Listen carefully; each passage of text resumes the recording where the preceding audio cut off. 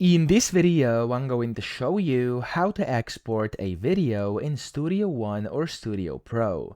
So the first thing you have to do, of course, is open a project which contains a video. I do have a video in here. It's just a sample. It's one of my tutorials.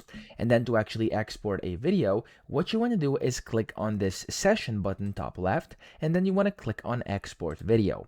Now from here, you want to select your location and give it a file name. I'm going to name this one tutorial video like this. You can select your video format. You have 4 or 3 different options. And then down here, of course, you can set things like codec, and then, of course, both the codec for audio and video as well. You can go and select your export range. You could do between loops, markers, or just the entire video.